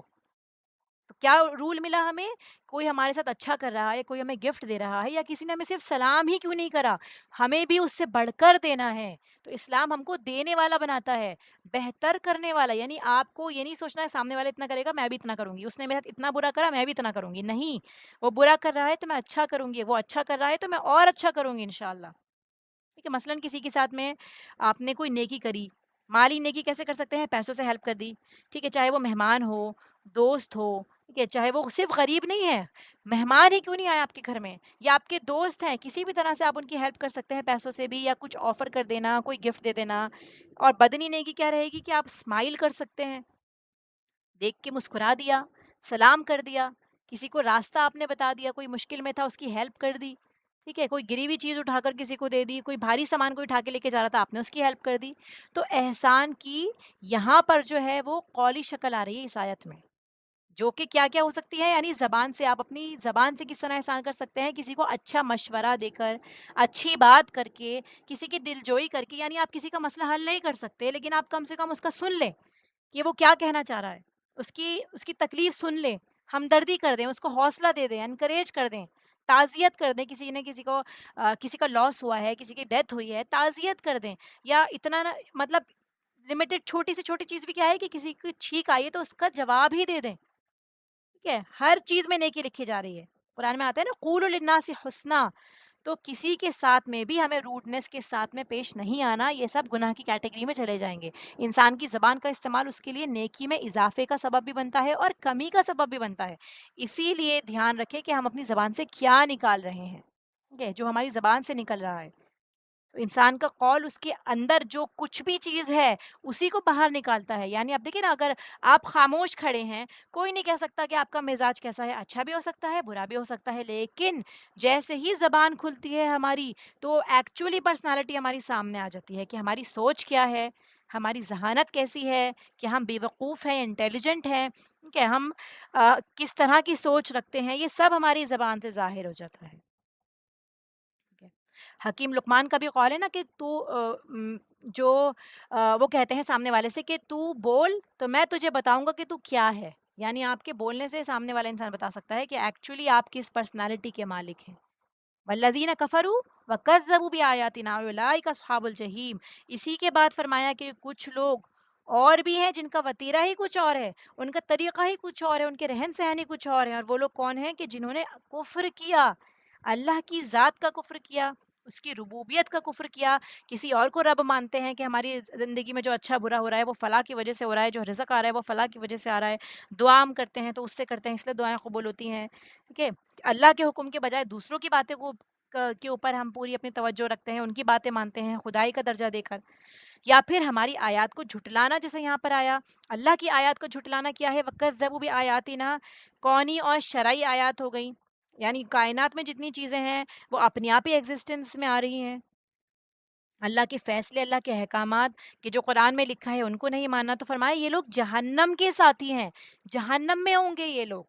ٹھیک ہے، کبھی بھی اگر جہنم کا تصور کرنا ہو تو بہت ساری ایسے دیکھیں گے آپ، موویز آ چکی ہیں، اتنی ساری پکچرز آپ ڈال کے دیکھیں، امیجن کر لیں، کیونکہ ہماری امیجنیشن، جو چیز ہم دیکھتے ہیں وہی ہم امیجن کر پاتے ہیں، جو چیز ہم نے دیکھی ہی نہیں ہے اس کو ہم امیجن ہی نہیں کر سکتے۔ تو جب بھی کبھی کسی ایسی چیز کا دل دکھ رہا ہو، کسی انسان سے دکھ رہا ہو، کسی معاملے میں ہم پھنسے ہوئے ہو، تو ہم صرف جہنم کو امیجن کر لیں، ٹھیک ہے، ہیل ڈال کے دیکھ لیں آپ گوگل میں، آپ کے سامنے ایسی ایسی امیجز آ جائیں گی کہ روح تک کانپ جاتی ہے انسان کی۔ بہت کوشش کی ہے لوگوں نے اے آئی کے تھرو بھی جہنم کی ویڈیوز بنانے کی، تو وہ کوئی چھوٹی موٹی چیز نہیں ہے، ایک صرف ایک ہنٹ ہے سمجھ لیجئے کہ جہنم میں کیسا معاملہ ہوگا، ایکچولی وہ کتنی ہیبت ناک ہوگی، کتنی زیادہ ڈرانے والی خوفناک چیز ہوگی، کوئی نہیں جانتا۔ اور پھر اس کے اوپر کیا بتایا کہ جہنم کے ساتھی ہیں، یعنی ہمیشہ رہنے والے،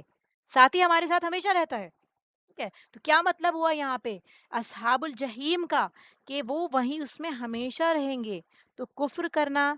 انکار کرنا، ٹھیک ہے، اور اس کے علاوہ جھٹلانا، چاہے آپ دوسروں کو جھوٹا بتا رہے ہیں یا قیامت کو جھٹلا رہے ہیں، اللہ تعالیٰ کی آیت کو جھٹلا رہے ہیں، یہ ساری چیزیں کیا ہیں؟ کفر و تکذیب میں آ جائیں گی، کہ اگر ہم اللہ کی نعمتوں کا بھی کفر کر رہے ہیں یا اللہ تعالیٰ کا ہی انکار کر رہے ہیں یا پھر کیا کر رہے ہیں؟ جھٹلا رہے ہیں، یہ ساری چیزیں آگ میں لے جانے والی ہیں، جہنم میں لے جانے والی ہیں۔ اللہ تعالیٰ ہماری حفاظت فرمائے، چاہے چھوٹے لیول پر ہو بڑے لیول پر ہو، ہمیں ان دونوں چیزوں سے بچنا ہے انشاءاللہ۔ پھر آگے آتا ہے یا ایھا الذین آمنوا لا تحرموا طیبات ما احل اللہ لکم، اے لوگو جو ایمان لائے ہو، نہ تم حرام کا ٹھہراؤ، یعنی حرام قرار مت دو ایسی چیزوں کو جن کو اللہ نے پاکیزہ بنایا ہے تمہارے لیے، حلال کیا ہے تمہارے لیے۔ کس وجہ سے؟ ولا تعتدوا، حد سے بڑھتے ہوئے، کہ ہم حد سے بڑھ جاتے ہیں، حلال کو حرام کر دیتے ہیں، ٹھیک ہے؟ کیونکہ اللہ تعالیٰ محبت نہیں رکھتا حد سے بڑھنے والوں سے، ان اللہ لا يحب المعتدین، کہ تنبیہ کی جا رہی ہے ایمان والوں کی، ایک چیز سے روکا جا رہا ہے، کس چیز سے؟ کہ پاکیزہ چیزوں کو حرام نہ کرو، ٹھیک ہے؟ اور طیبات کے اندر کھانے کے علاوہ اور بھی چیزیں آ جاتی ہیں جو انسان کی زندگی میں اللہ تعالیٰ نے اس کو نعمتیں دے رکھی ہیں، ان سب کو اپنے اوپر حرام کر لینا۔ مثال کے طور پر اچھا لباس، ٹھیک ہے، ہم اچھے کپڑے پہنیں گے ہی نہیں، یا پھر اچھا کھانا پینا، ٹھیک ہے، استعمال کی ضروریات کی جو بھی چیزیں ہوتی ہیں اگر وہ حلال ہیں ان چیزوں کو اپنے اوپر حرام ٹھہرا لینا، رہبانیت کی طریقے سے یا زیادہ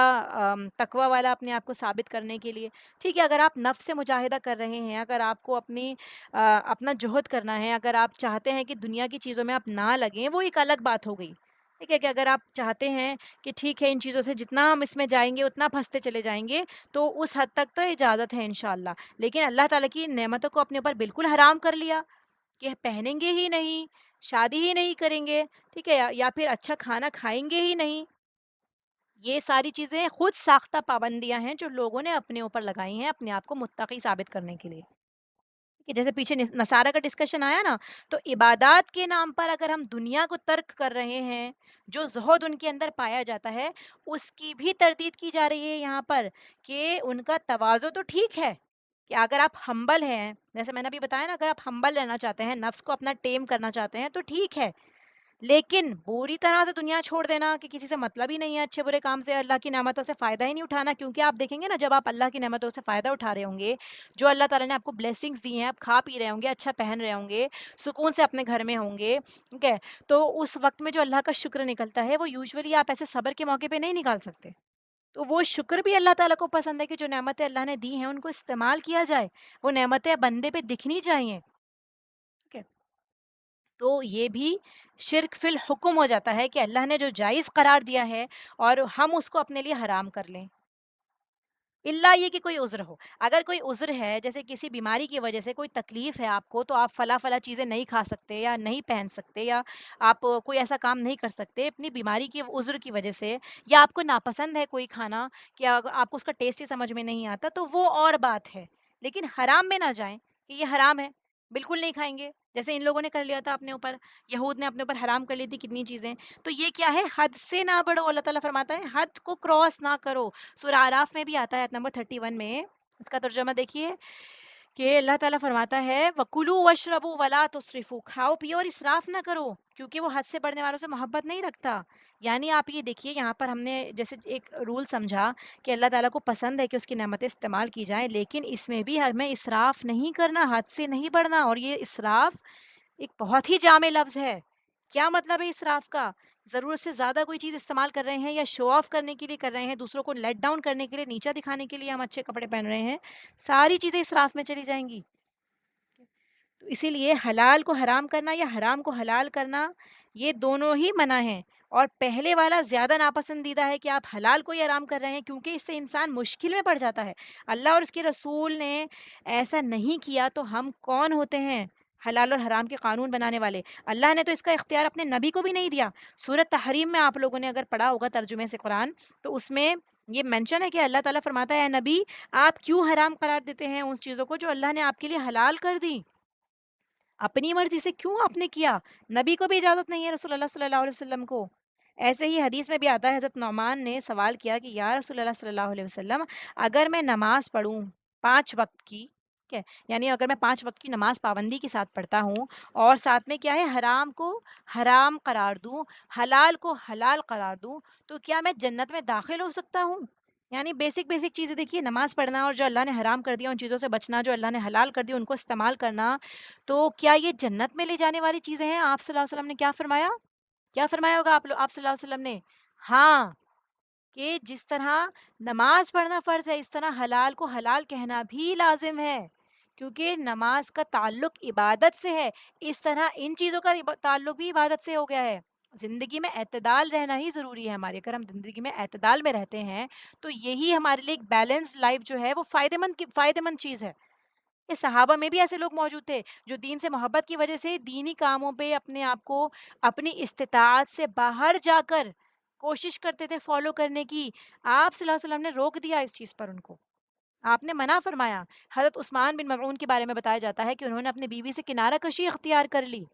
کہ اس چیز سے نفس کی خواہشات بڑھتی ہیں، تو آپ صلی اللہ علیہ وسلم نے ان کو روکا، ٹھیک ہے، کہ حلال جو ہے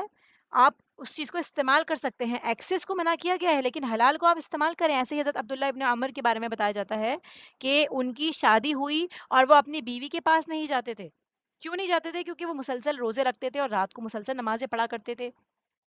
پھر بیوی سے کوئی غرض تعلق ہی نہیں تھا ان کا، تو آپ صلی اللہ علیہ وسلم نے بھی ان کو اس بات سے روکا۔ آپ کہتے تھے کہ قرآن پاک کو 1 مہینے میں ختم کرو، یعنی اگر آپ پڑھنا چاہتے ہیں، زیادہ سے زیادہ قرآن کی تلاوت کرنا چاہتے ہیں، ٹھیک ہے پڑھ لیجئے، لیکن آپ کے لیے کیا لمٹ بتا دی ہے کہ آپ 1 مہینے میں ختم کریے، ٹھیک ہے؟ رات کا کچھ حصہ بھی سو اور کچھ حصہ عبادت بھی کرو، کبھی روزہ بھی رکھو، کبھی چھوڑ بھی دو۔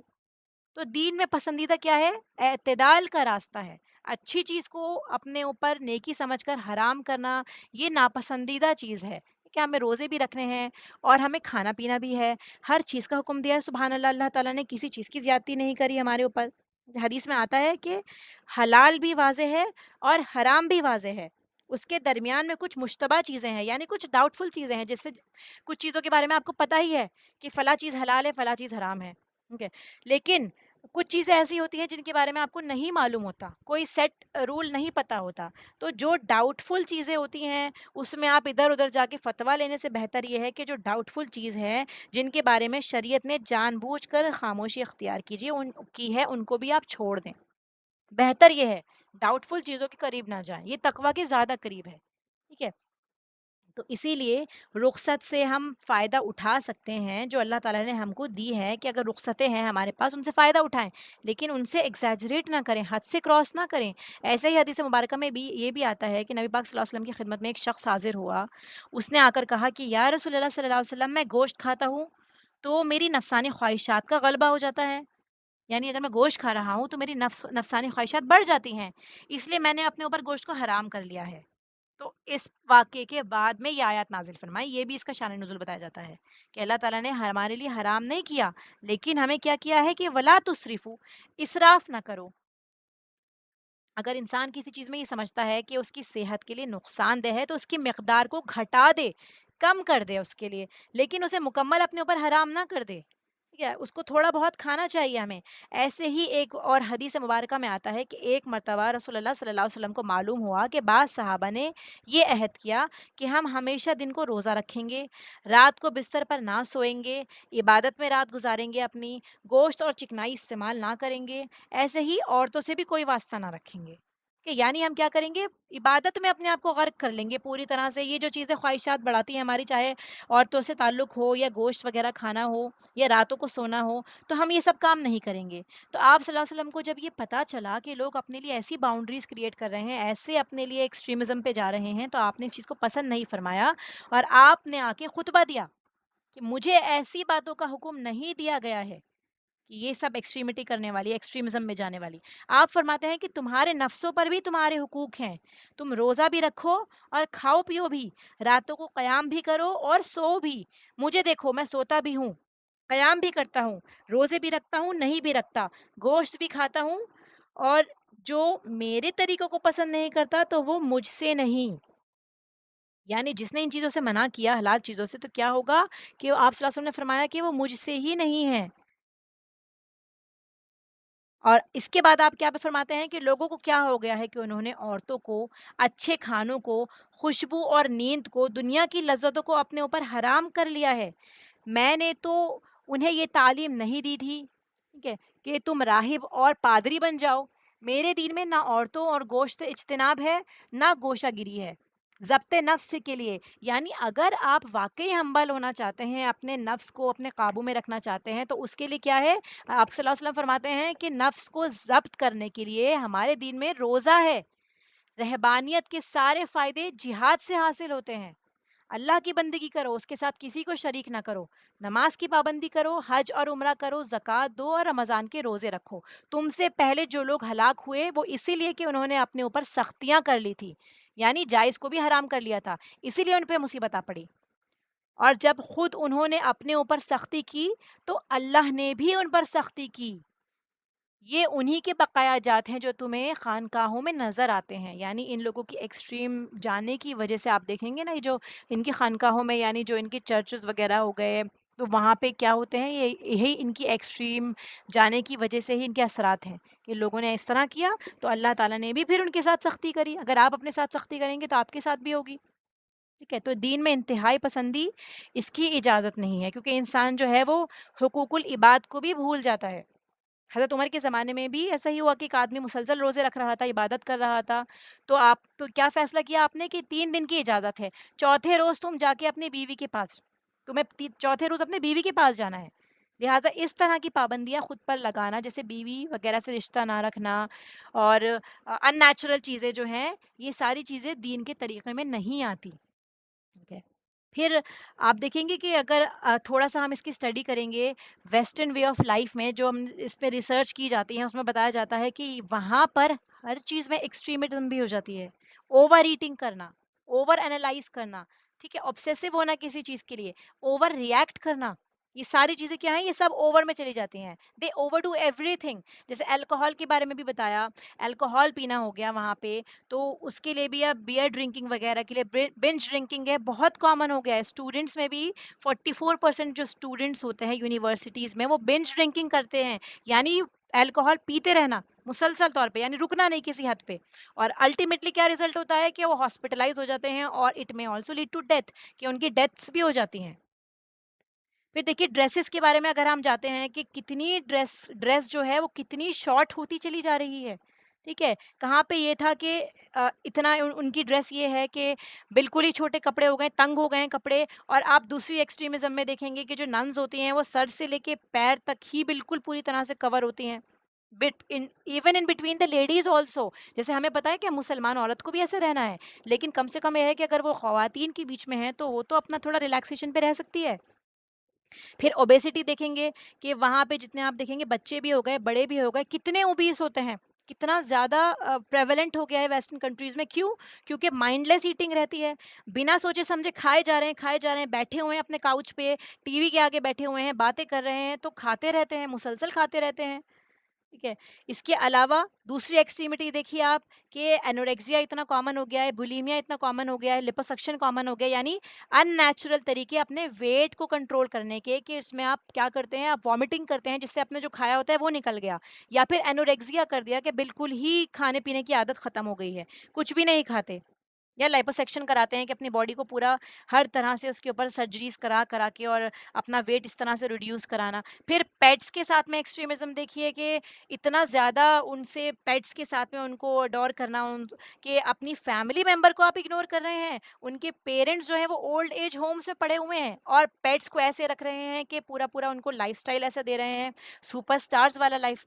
اسٹائل دے رہے ہیں. ان کے پورے بیڈ روم سجا رکھے ہوتے ہیں. آپ دیکھیں گے یہ ساری چیزیں ایکسٹریمزم میں چلی جاتی ہیں.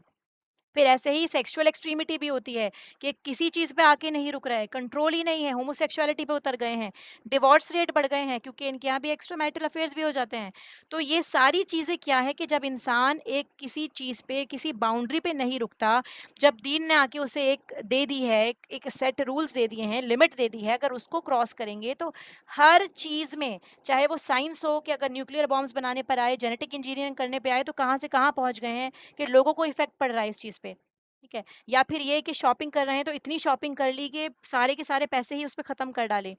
تو یہ ساری چیزیں ان سے بچنے کا حکم دیا گیا ہے کہ معتدل انسان جو درمیانہ رو ہوتا ہے، جو اسلام کو صحیح طور پہ فالو کر رہا ہے، وہ ان ساری چیزوں سے بچ کے رہتا ہے. آخری آیت ہے، اللہ تعالیٰ فرماتا ہے کلوا مما رزقکم اللہ حلالا طیبا،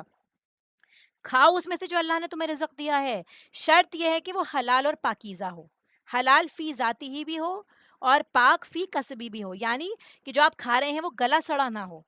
اور پاک کس طرح سے ہو؟ طیب، کہ آپ نے جو کمایا ہو وہ حلال طریقے سے کمایا ہو، ٹھیک ہے؟ مثلاً حلال چیز جو ہے، یعنی آپ حلال چیز کھا رہے ہیں، حلال میٹ کھا رہے ہیں، لیکن آپ نے حرام طریقے سے کمایا ہے، آپ کی کمائی حرام ہے، اور اس سے آپ جا کے پوچھ رہے ہیں کہ حلال میٹ ہے یہاں پہ یا نہیں؟ حالانکہ آپ کیا کر رہے ہیں؟ سارے غلط کام آپ کر رہے ہیں، پھر وہ ان حرام پیسوں سے آپ کا میٹ کیسے حلال ہو جائے گا؟ وہ کھانا کیسے حلال ہو جائے گا؟ آگے فرماتا ہے اللہ تعالیٰ وَاتَّقُوا اللَّهَ الَّذِي أَنتُم بِهِ مُؤْمِنُونَ، کہ ڈرو اللہ سے جس پر تم ایمان رکھتے ہو، تو ایمان تقوی کا مطالبہ کر رہا ہے۔ کلو، کھانے کا لفظ ہے، اب دیکھیں کھانے کا لفظ ہے اس لیے استعمال ہوا ہے زیادہ کیونکہ ہمارا زیادہ تر وقت جو ہے، ہمارا زیادہ تر مال، ہماری صلاحیتیں، ہماری طاقتیں کھانے پکانے میں ہی لگ جاتی ہیں، پکانا، کھانا، اس کے لیے ارننگ کرنا، تو زیادہ تر جو ہمارا ٹائم جاتا ہے وہ کھانے میں ہی جاتا ہے، ورنہ پہننے اوڑھنے میں ہر چیز سے مراد دی گئی کہ حلال اور طیب ہونی چاہیے ساری چیزیں۔ تو کلو میں جو ہے یہ حکم دیا جا رہا ہے کہ کھاؤ، ٹھیک ہے؟ کلو، اللہ تعالیٰ نے حکم دیا، یہ مت سوچیے کہ جیسے کلو ہے ٹھیک ہے ہماری مرضی کھائیں گے تو نہیں کھائیں، نہیں، کھانے کا حکم دیا ہے تو کھانا واجب ہے ہم پہ،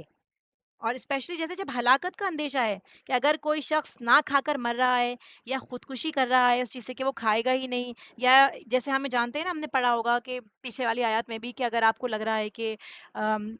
بالکل جان جا سکتی ہے اس سچویشن میں، اگر آپ حد سے بڑھنے والے نہیں ہیں، آپ رغبت رکھنے والے نہیں ہیں، تو اس حرام چیز کو بھی کھا سکتے ہیں اپنی جان بچانے کے لیے، ٹھیک ہے، طاقت کے لیے۔ بس ناپسندیدہ چیز کیا ہے کہ آپ کو حرام اور خبیث چیز نہیں کھانی، ٹھیک ہے؟ سورہ مومنون کی آیت ہے، آیت نمبر 51 میں اللہ تعالیٰ فرماتا ہے اے رسولو پاکیزہ چیزوں میں سے کھاؤ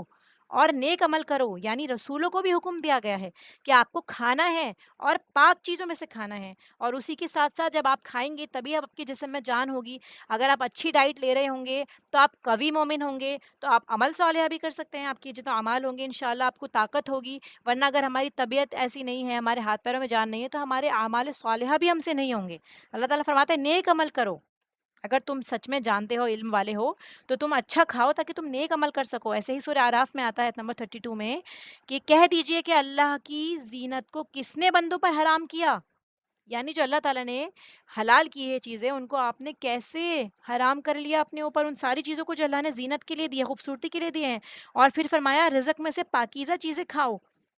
جو اللہ نے دی ہیں، جو پاکیزہ چیزیں ہیں، اسی لیے کھانے کو منع نہیں کیا گیا، لیکن اللہ نے جو رزق دیا ہے حلال کمائی کے ذریعے پاکیزہ کر کے اس کو، جیسے ہم جانتے ہیں کہ قربانی کا طریقہ بھی ہے حلال طریقے پہ، ہم جو ذبح ہوتا ہے اس کو کھانا ہے، اور ساتھ میں ڈرتے ہوئے کھانا ہے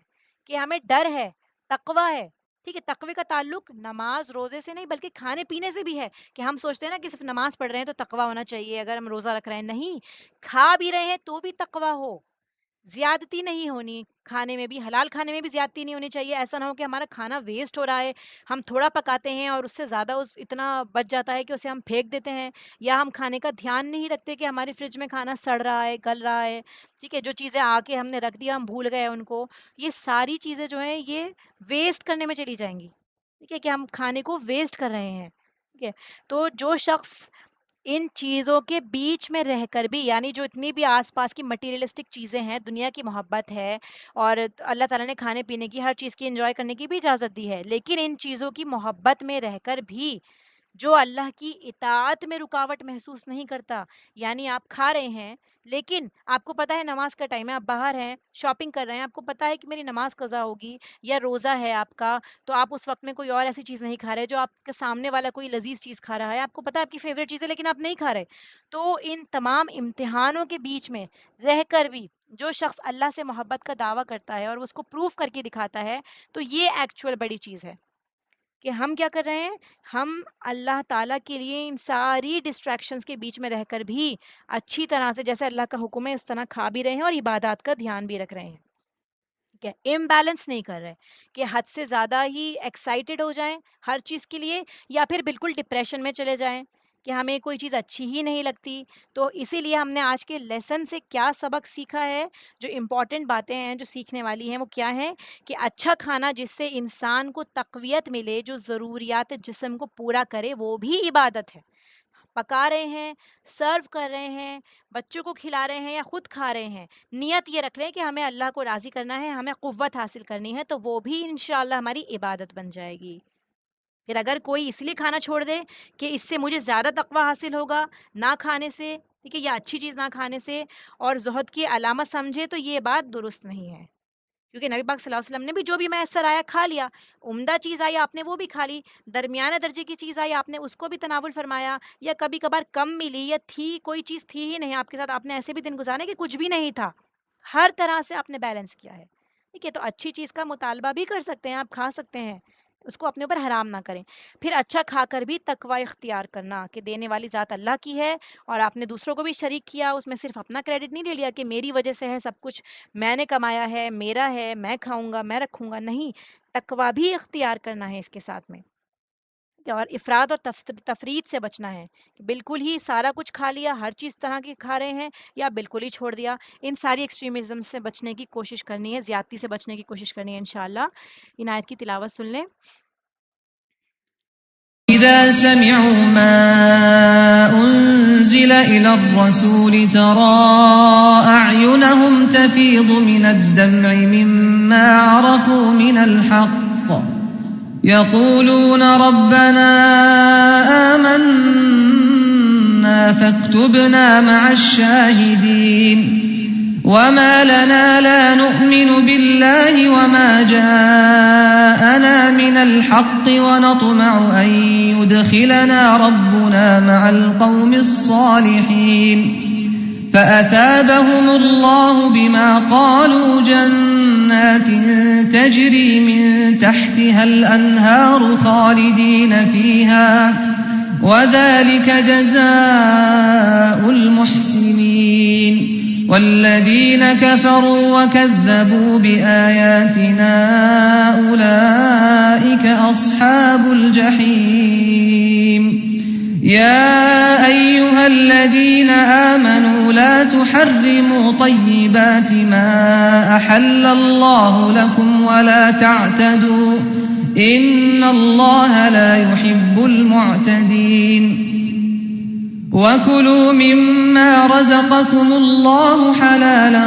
طيبا واتقوا الله الذي أنتم به مؤمنون وآخر دعوانا الحمد لله رب العالمين سبحانك اللهم وبحمدك نشهد أن لا إله إلا أنت نستغفرك ونتوب إليك۔ السلام علیکم ورحمۃ اللہ وبرکاتہ۔